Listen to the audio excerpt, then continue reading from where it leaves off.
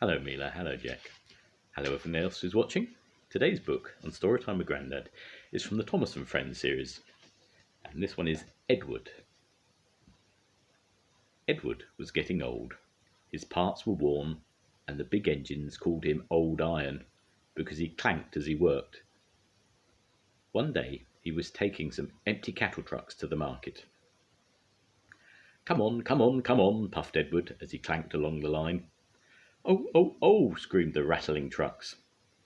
Some cows were grazing in a field by the line. When Edward clattered past, the noise and the smoke upset them. They twitched their tails and ran. The cows charged across the field.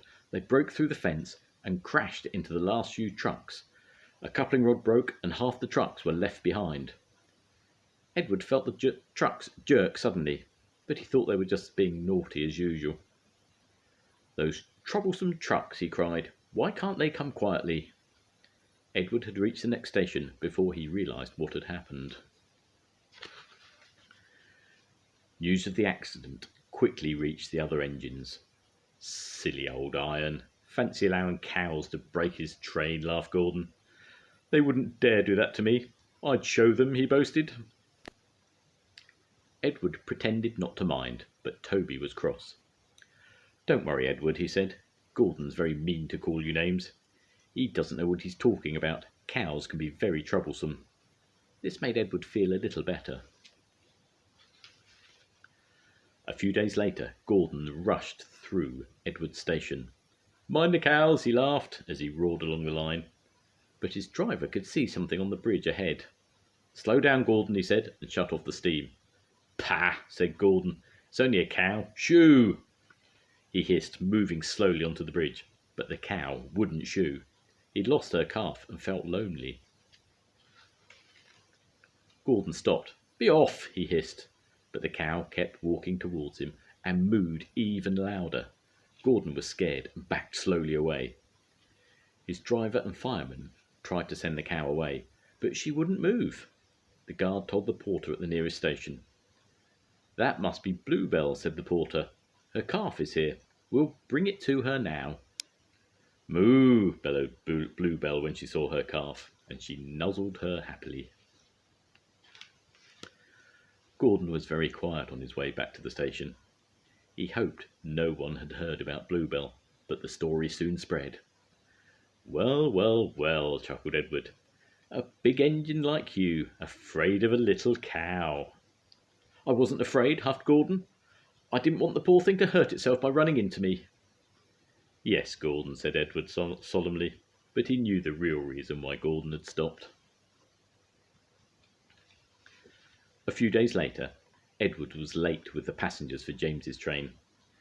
It's old Iron again, grumbled James. Edward always keeps us waiting. Thomas and Percy were annoyed. Old Iron, they snorted. Why, Edward could beat you in a race any day.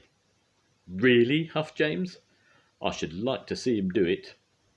Edward heard James as he pulled into the station, but he just smiled. Later that week, James's driver felt unwell.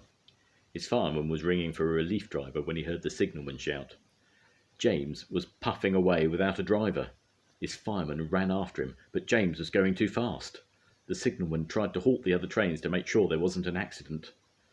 Two boys were standing on James's footplate, explained the signalman, when James's fireman returned. Edward is bringing the inspector. He needs a pole and a coil of wire rope. James's fireman was waiting with the pole and the rope when Edward arrived. Good man, said the inspector. Jump in. Don't worry, we'll catch him, puffed Edwards. By now, James was very frightened. He had realised that he didn't have a driver. I can't stop, he wailed. Help! Help! We're coming, cried Edward, and he puffed with every ounce of steam he had until he was level with James's buffer beam. Then the inspector carefully climbed out of Edward's cab and stood on his front. He made a noose out of the rope and tied it to the end of the pole.